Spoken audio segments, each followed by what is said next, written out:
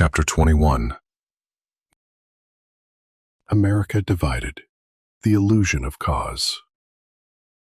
The war brain never sleeps. It doesn't retire after world wars. It doesn't pause after nuclear bombs.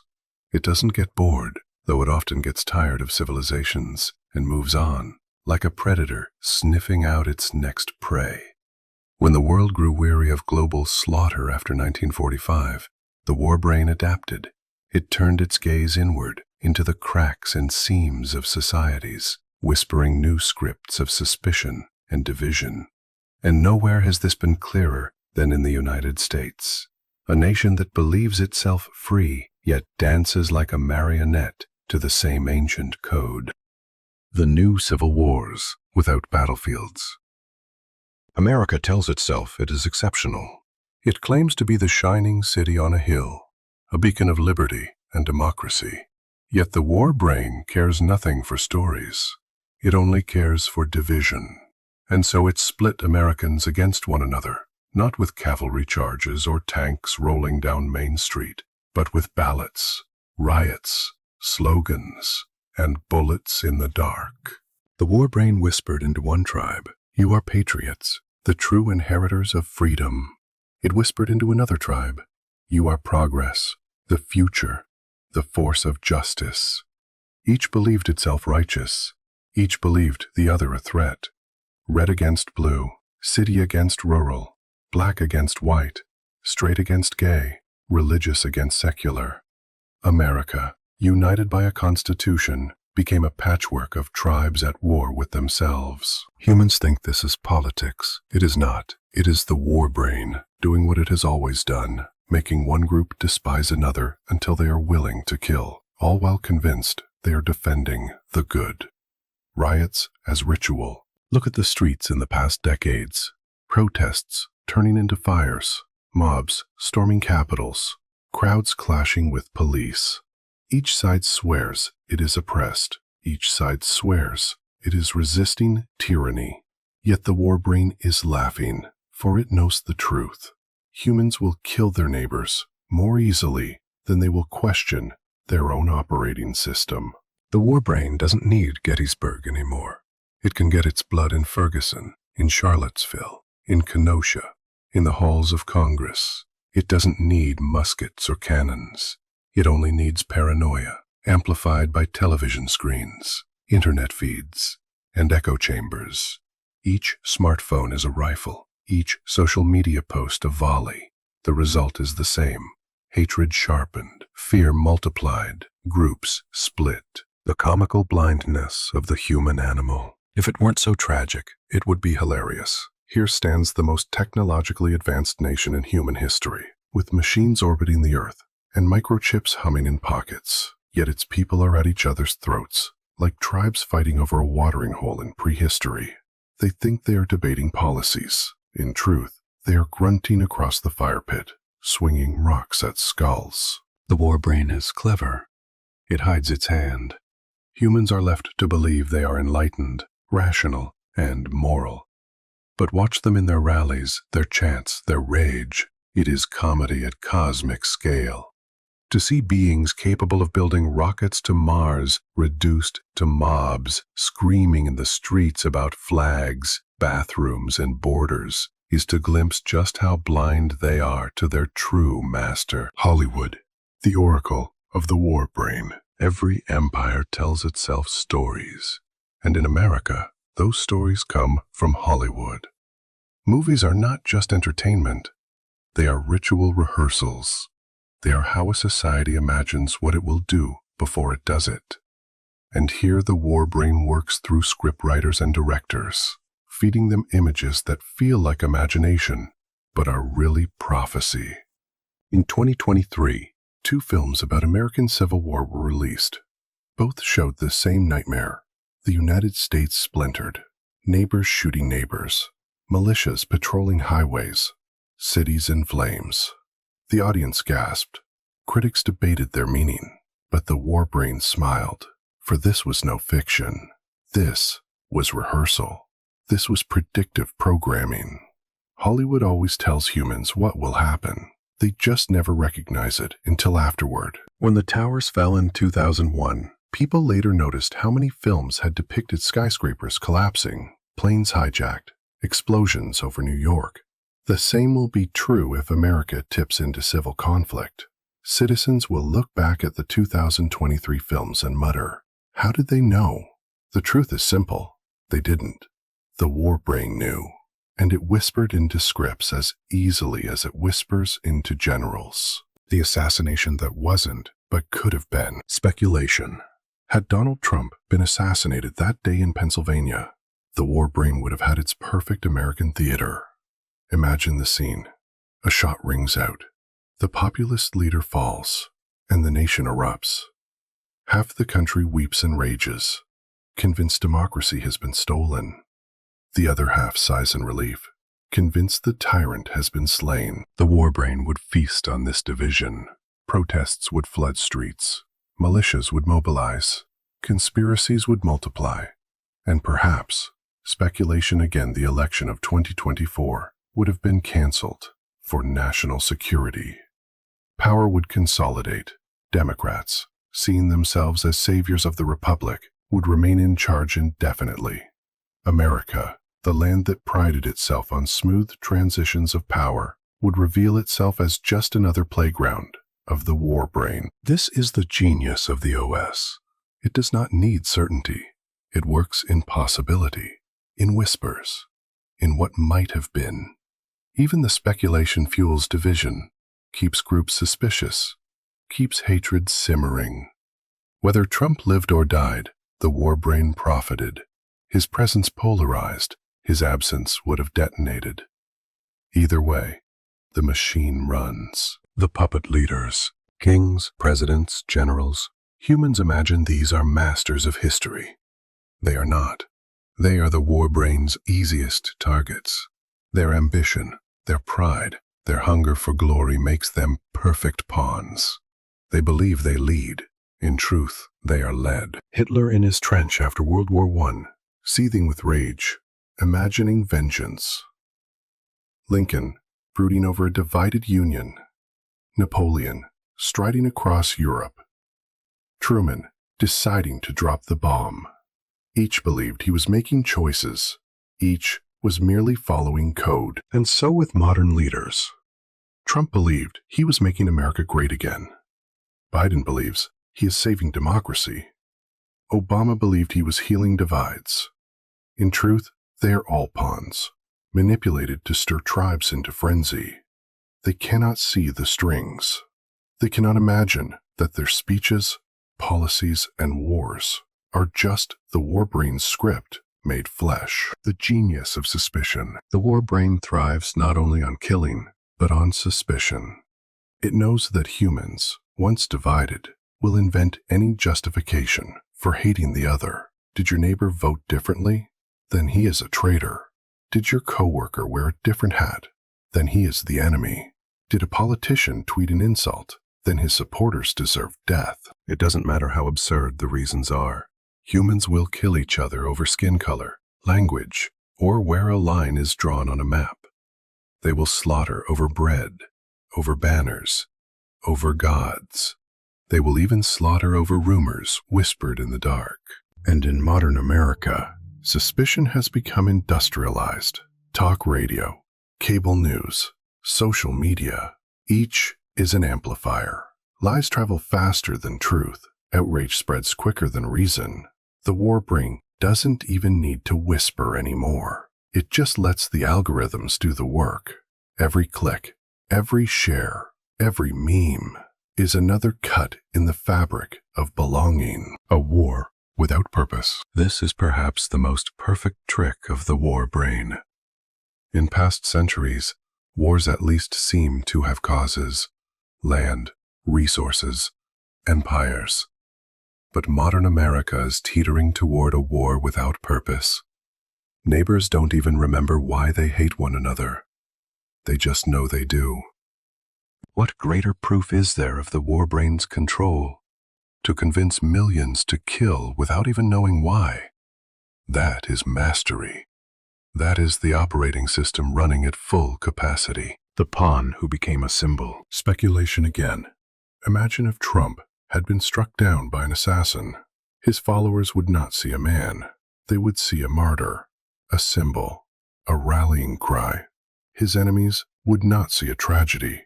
They would see relief, perhaps even triumph. And in both cases, the war brain would win. For symbols divide more powerfully than policies. Martyrs are harder to debate than men.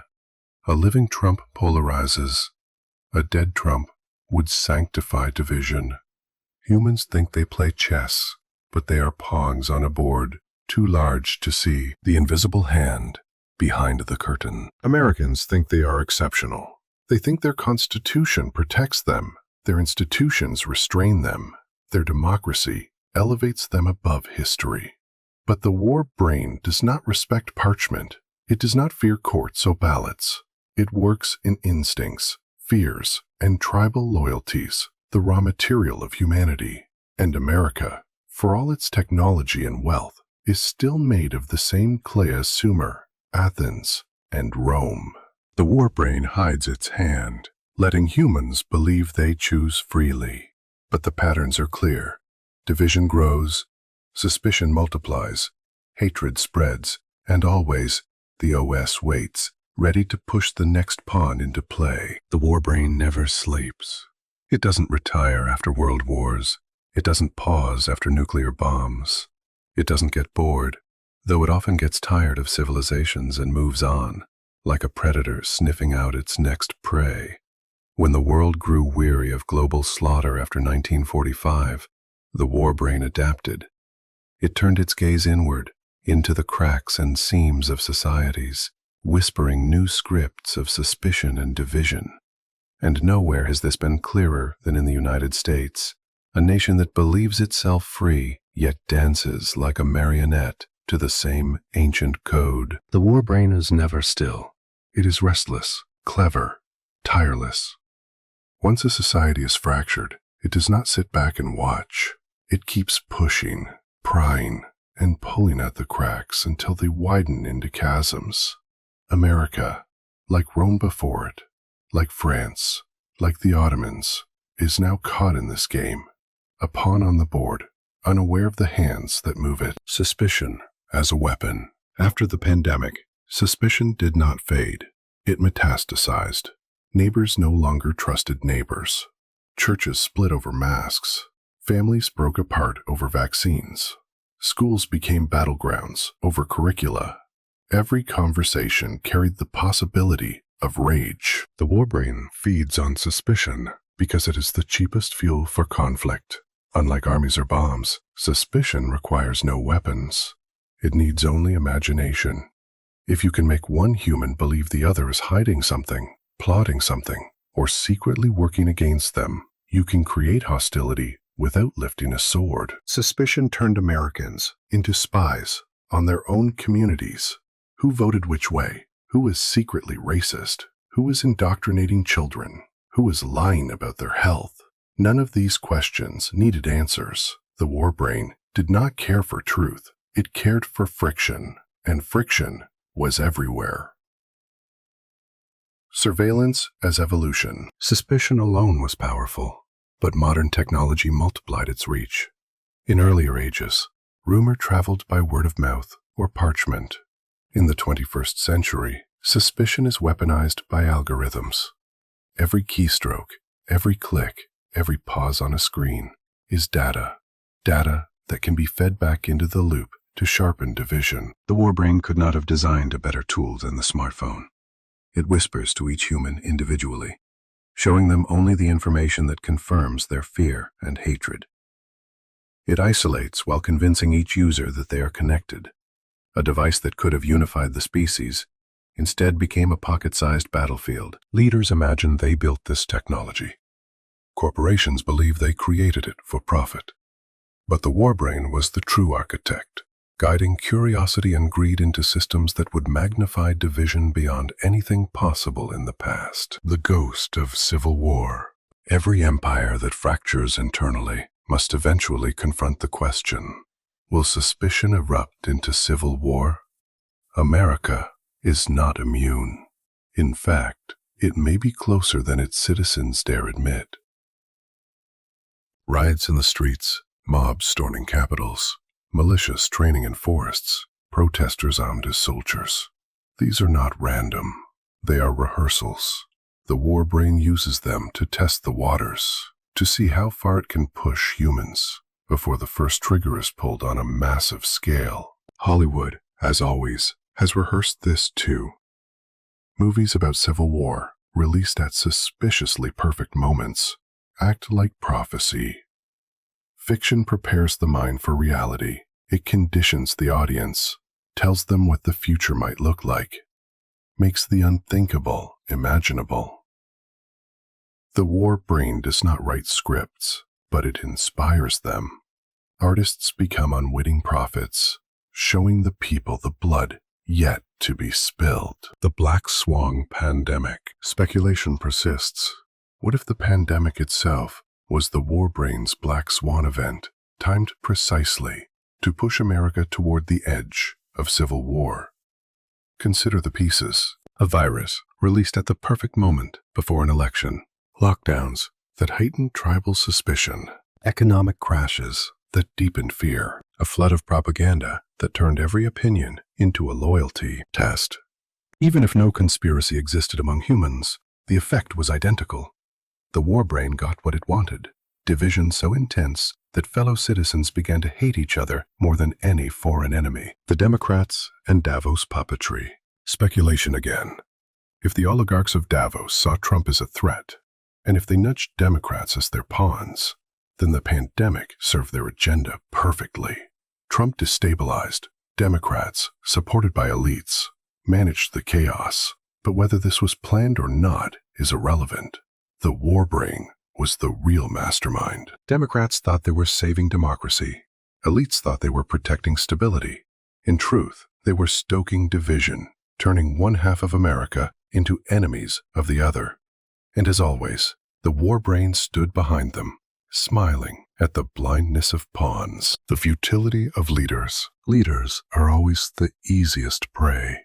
Kings, presidents, generals, prime ministers. They imagine themselves strategists.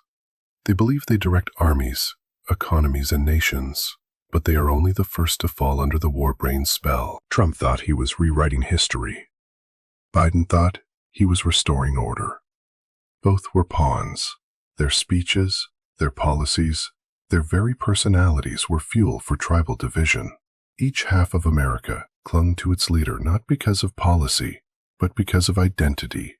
And identity is the war brain's favorite weapon. If COVID was a political weapon, only if. If COVID was created, if it was nudged into existence in a lab, its genes edited, and its release timed, then it is one of the war brain's most audacious moves in centuries. 30 million humans dead worldwide is not just a statistic. It is a genocide by diffusion, a slaughter without battlefields, trenches, or bombers. The corpses were spread across every nation, across every hospital ward, across every family table left empty. No dictator, no general, no religious zealot had to give the order. The war brain simply whispered into a few ears, convinced a few scientists, soothed a few politicians, and the machine began. If COVID was engineered to create chaos during an election year, as some speculate, then the war brain executed a masterpiece. It is always known that humans are most pliable when frightened, most divided when threatened, most eager to choose sides when certainty collapses. A virus is the perfect weapon, invisible, everywhere, undeniable. No one can opt out of biology, and when fear spreads faster than infection, populations fracture. Masks versus no masks, lockdowns versus freedom, vaccinated versus unvaccinated, Democrat versus Republican, neighbor versus neighbor. The war brain does not care which side you choose, only that you choose, and that you hate the opposite camp enough to destroy them if given the chance. Now imagine the perpetrators, if indeed there were any. Picture them in quiet rooms, telling themselves stories. Yes, lives will be lost, but this is necessary.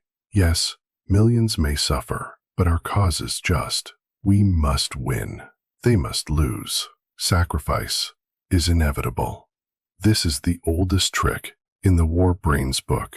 Soothe the killers by flattering them with virtue.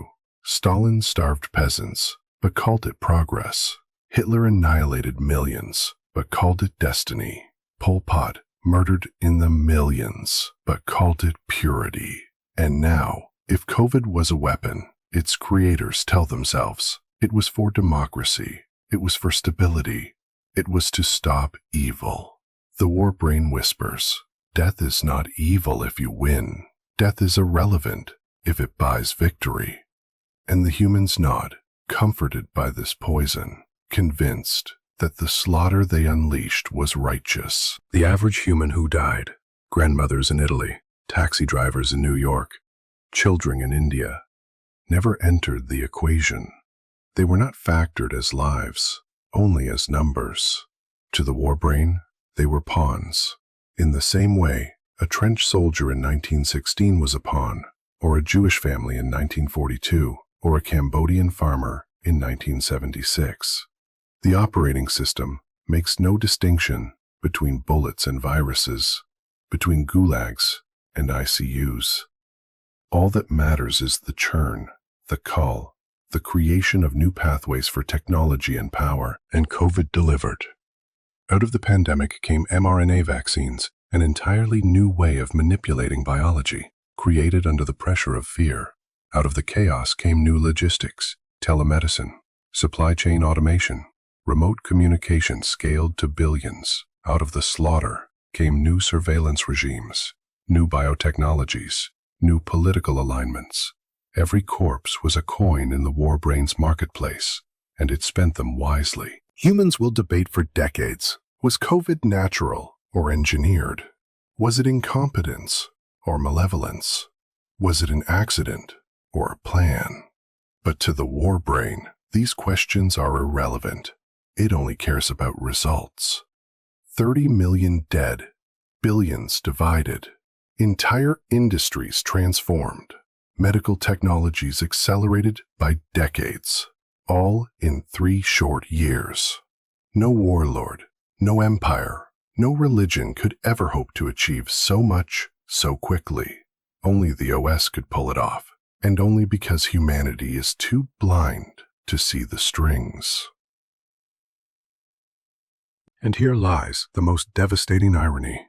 Even if it was engineered, even if the perpetrators truly believed they acted for a noble cause, they were still puppets. They were no more in control than Hitler was in 1941 or Napoleon in 1812. They imagined themselves masters of destiny, but they were simply executing code written millions of years ago. Their belief in their own virtue, the conviction that death is good if we win, was itself the software speaking through them. They thought they were choosing. In truth, they were chosen. So we must ask, how many more times will the War Brain play this trick? How many more diseases? How many more engineered crises? How many more invisible slaughters will it whisper into existence? Humans still believe their conscience, their morality, their politics protect them. But conscience is weak, morality is malleable, and politics is just the mask of ancient instincts. The War Brain knows this. It has always known this. And so it will keep soothing killers, keep whispering comfort, keep convincing the powerful that blood is necessary for victory. Until humanity rewrites its operating system, there is no line we will not cross. No atrocity is impossible. No horror is unthinkable. For the War Brain, 30 million dead is not a tragedy. It is a calibration. COVID, university. The War Brain has always demanded blood in exchange for knowledge. In past centuries, it used the battlefield as its laboratory. In the American Civil War, it opened human bodies with bullets and bayonets so surgeons could learn the art of amputation and battlefield medicine. In World War II, it drove nations into a firestorm so physicists would split the atom and chemists would craft penicillin at industrial scale. Every catastrophe has been a tuition payment to the hidden operating system that drives humanity forward. When the 21st century dawned, the war brain needed a new subject for its lessons. It had already extracted surgical knowledge, nuclear secrets, and mechanical marvels.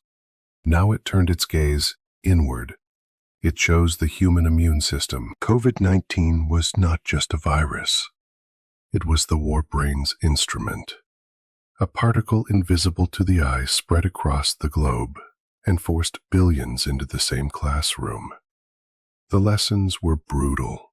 Some survived with barely a cough. Others suffocated as their lungs filled with fluid.